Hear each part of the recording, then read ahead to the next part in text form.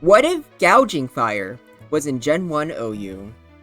Now, he recently got banned from Gen 9, and that got me curious, because unfortunately, I wasn't really playing Gen 9 it's been a while now.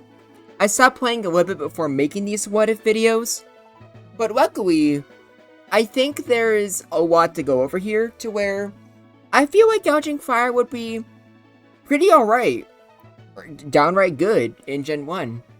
Which I know sounds like a no-brainer. It got banned from Gen 9, but that's mostly irrelevant. Every single time there's a newer Pokemon, how it did in the newer generations will always be irrelevant. Because Gen 1 is just its own game entirely, compared to the rest of the competitive Pokemon. Not only that, but Gouging Fire, its typing, at least compared to everything else, is very on. Because fire types and dragon types are not really seen in Gen 1 OU. There's only one dragon, and it's weak to ice. And speaking of being weak to ice, in Gen 1, fire did not resist ice. Which means that you have a new weakness. You're training your... Or actually no, you're not training your fairy weakness, because it has the fire typing. So you're just gaining a weakness. Which, that kind of sucks. Not to mention the fire type just as a whole is less useful. No fairy moves, there's not really any grass moves, even if there was, you're quad resistant to that, so like who really cares. And the biggest threat to you that uses grass moves is just Victory Bell, and if that's your biggest threat, it's just a non-factor. It's not the worst thing ever either though. You're at least neutral to water, so compared to other fire types, that's something. But way more importantly, you have a very valuable resistance to electric. And since you have high defense and high HP, it means that Zapdos' Joe Pick doesn't do that much to you. So you're not a better Rhydon counter than Rhydon, because Rhydon can counter Zapdos while being immune to Thunder Wave. But still, it's not the worst thing in the world. And given how bulky your stats are, Gouging Fire doesn't really care too much about paralysis. Granted, losing a turn every once in a while is annoying, but its speed is really good, but it's not high enough to where you really care. If you were faster than Jinx, then paralysis would be something you need to care about, but you're not. You could just outspeed a good chunk of the metagame, but it's not the worst thing in the world if you get paralyzed, because your typing is good enough to where you can handle it. And speaking of those stats, I'd say it's very unusual, and I'm not saying that just because it's a Paradox Pokemon with odd numbers. It has higher defense than everything else, which I guess kind of makes sense since it's supposed to be based off a Triceratops, I guess. But it's just really weird. And like with 91 speed, you're fast technically. But even Jinx was considered the slowest of the fast Pokemon. So you're just... I don't know, it's just a weird spot to be in. But luckily, like, because it's Gen 1, everything has max experience and max CVs. So unlike in regular Gen 1, you're now... Or not Gen 1, any Gen, Gen 9. I can't talk today. But unlike in Gen 9, you now have max HP, attack, defense, special attack, etc. And having max special attack is relevant, because 65 doesn't seem like it's that good, but that is Snorlax's special. And Snorlax, it doesn't even use high base power moves like Fire Blast, although I'm pretty sure it is used occasionally. But you have some mixed attacking Snorlax sets with Ice Beam, just a 95 base power Ice Beam, and that's enough to be good, and where it does decent damage. And for Gouging Fire here, not only is Fire Blast just naturally higher base power, but it also gives you Stab. But even if it didn't, there's two reasons why you'd use Fire Blast anyways. The first is that it has a high burn chance, a 30% burn chance, which is great. Some of the things that could damage you, such as Earthquake Snorlax or Rhydon, being able to outspeed those and burn it is a big deal. Same thing with Tauros. Tauros' Earthquake is not going to be effective on you if you can burn it. It's since you have high defense, you can even tank one of those Earthquakes in the first place. So that's pretty good. But also, it's if I'm being honest with you, doesn't have any other options. There's exactly one other move you would use other than the 4 you see on screen, and that's Fire Spin. And while Fire Spin could be used for putting Exeggutor and Victreebel in the damage ranges, this might be a hot take, but I don't think it's very good on Gouging Fire. I think it just has better things to do than try to pivot. And to be honest, given its stats, I feel like you're mainly using this guy as a very tanky Pokemon that's like taking out other big threats. And the moves are just perfect to where I wouldn't want to remove any of them. Fire Blast, I've already gone over. Let's go over Earthquake first. Earthquake is just good damage overall, but it's also important for giving you special effective coverage against both Gengar and Rhydon, as well as Jolteon to a lesser extent. But with Jolteon, you can beat it with literally anything. It's your main attacking move, since Body Slam and Hyper Beam. You might get hit with Counter Chansey, but if I'm being honest with you, you got bigger things to worry about with Chansey. But overall, Earthquake is by far like your main attacking move, but Body Slam is probably the one you're spamming the most. Getting that paralysis is really good, especially on certain things you're fighting. Like against Alakazam, paralyzing it is huge, and that could in of itself determine the fight. Same thing if you paralyze like something like Zapdos. It just makes it easier to face it, since it definitely paralyzed you first. Or just anything. It's Gen 1. You know how good Body Slam is. And then Hyper Beam will always be that perfect finisher. And with 115 attack, you're hitting pretty hard. So you could use Fire Spin, but I just really don't see why you would want to. I just can't justify removing any of these moves. So, that's just my opinion. And you can argue just get rid of Fire Blast. But Fire Blast, not only, like, if you're using Fire Spin, and you're using it to get something to the damage range, that's just not going to work if you're using Body Slam as your main attacking move against Exeggutor or Victreebel. But it's also important to note that for some Pokemon like Cloyster and Jinx, Fire Blast is your only real way to fight them. Since Cloyster it needs like a special move to where you take advantage of hurting it. And Fire Blast is just good on Jinx. It's super effective against Jinx, so obviously. But it's neither here or there. One day I'm going to have a season of Generation Jumble, which is the Paradox Pokemon, and I'm very curious to see how Gouging Fire would do there. But for here, in Gen 1, he's pretty good. But that's about as much as I can say about him. Nothing super, like, extraordinary, nothing really unique. It's just, like, honestly, for Gen 1 standards, he fits right in. He's a very high-statted, or high-base stat Pokemon, with a relatively shallow move pool. Although, if you're going to have a shallow move pool, having 4 of the best attacking moves in the game is just pretty good. And that's about it. He just kind of hits hard and tanks things. So I kind of like that. I can respect that. But let's get right into the replays. Starting off with the boy himself, we got Tauros. With your high defense, you tank Earthquake pretty well. And Fire Blast is a 3-hit KO. But Blizzard is also a 3-hit KO. It does more damage, but still. I think these two are just relatively even. I don't think one has a big advantage over the other.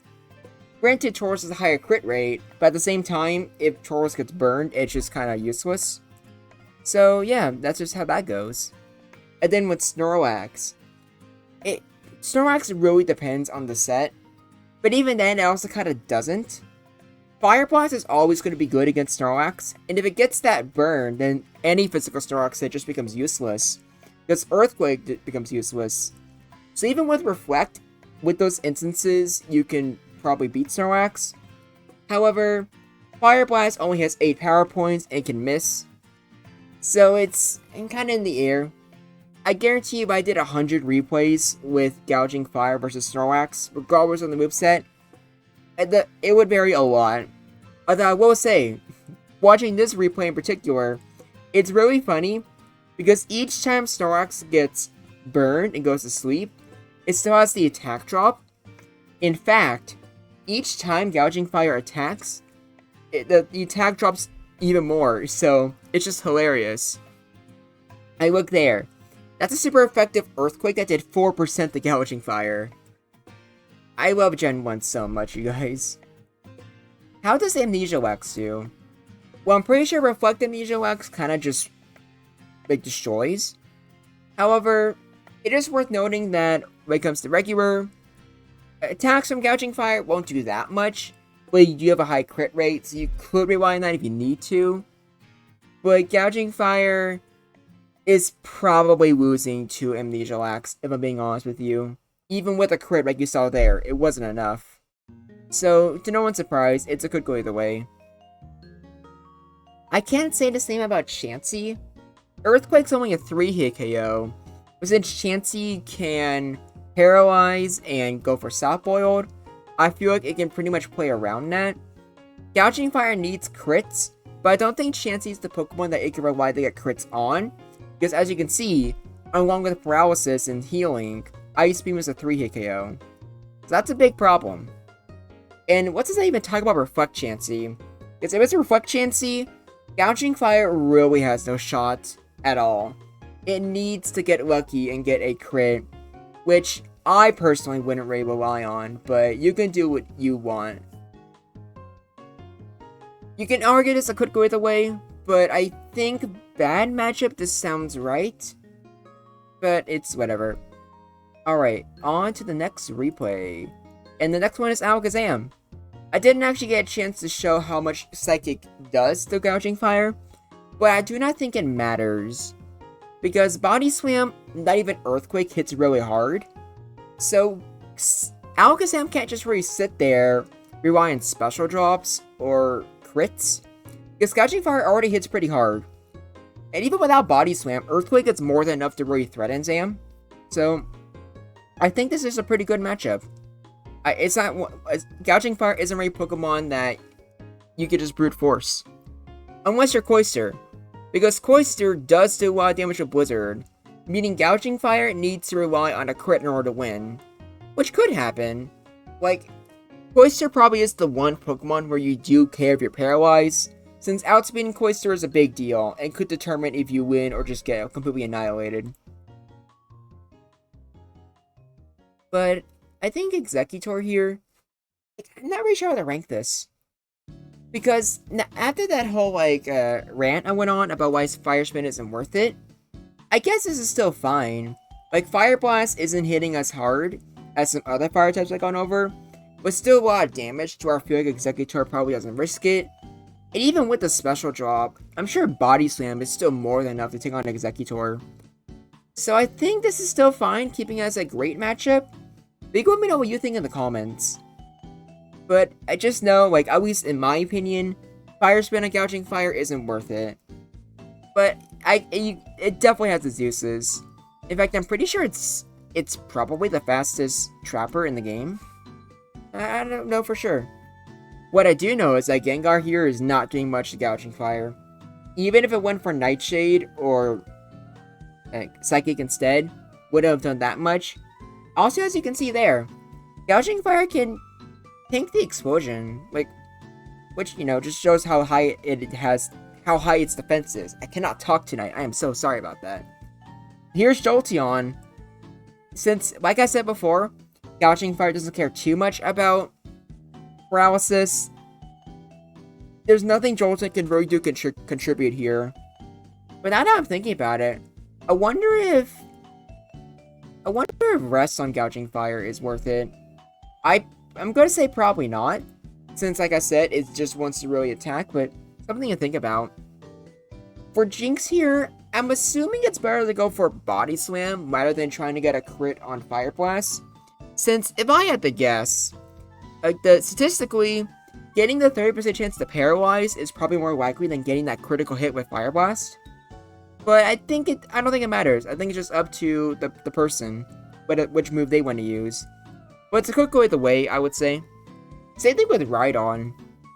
If you get that burn, then you do great against Rhydon, because suddenly you can actually kind of tank the Earthquakes. And your Earthquakes hit pretty hard despite it not being stabbed. Not to mention Rhydon can't really switch into you. Earthquake does a lot of damage. Fire Blast can get Rhydon burned. The only one it might be able to switch on is Gouging Fire using Body Slam. But even then, if Rhydon gets paralyzed, suddenly Gouging Fire has a very good chance of winning that exchange. So, I think that's a good go either way, which I would have expected, considering Rhydon is physically tanky and has Earthquake, but this is what Gen 1 is. It's surprising. This right now is not surprising. Swelbro is completely unwinnable. Tanky physically, resisting Fire Blast. I didn't even bother putting Rest or Thunder Wave on the Swelbro here. I knew it was just gonna kill while being reckless. So that's unfortunate. But I don't think you're surprised. Next up is Starmie, and we have yet another unwinnable. Starmie can paralyze, which is whatever. A counter body slam to try to paralyze Starmie, just nothing really. Blizzard almost 2 KOs, which is pretty bad. But even if Starmie was paralyzed here, it could always recover off the damage and eventually kill Gouging Fire. So Gouging Fire has no chance of actually winning that. Makes sense that the two unwinnables would be water types, if you ask me. Next up, we have Victory Bell. I guess I technically couldn't even need to show you this if I didn't want to. Because, like, what's Victory Bell going to do here? Even if it put Gouging Fire to sleep, what's it going to do? Use Wrap? No, it has high defense. Razor Leaf, that's quad resisted. There's nothing Victory Bell's doing here. But it was another chance to show off Fire Spin. Not to mention, I did promise you guys I would show all of the replays. The only exceptions might be Uber's videos and that's only cutting out Pokemon such as Victory Bell and Cloyster. I used to like cut replays, but I stopped being lazy and tried caring more for you guys. And last but not least, we have Zapdos. Now, even though if you would have burned Zapdos, Drill Peck does nothing and it just can't really hurt you, I think it's probably better to go for Body Slam. Because Body Slam, like, that paralysis is nice, and it's just very consistent damage. You can do enough damage to Zapdos to where you can Hyper Beam it, but Zapdos can kind of beat you up with the Drill Peck. So, I think I had Zapdos originally in good matchup, but re-looking at that replay, I definitely think it's a good go away instead. But overall, here's the tier list. Like I said, Gouging Fire is just pretty solid. There's not much else to really say here. Good Pokemon that can hit hard, and pretty tanky. It's not going to be your main win con, it's definitely a Pokemon for the mid-game, but it does that job pretty well. So overall, just solid and OU. What do you think? Do you think Gouging Fire wouldn't be able to make it? Do you think the Ice weakness would be too much? Do you think some Pokemon like Rhydon should be in bad matchups? Let me know in the comments below. But until next time, this is Groundback, and I look forward to hearing from you.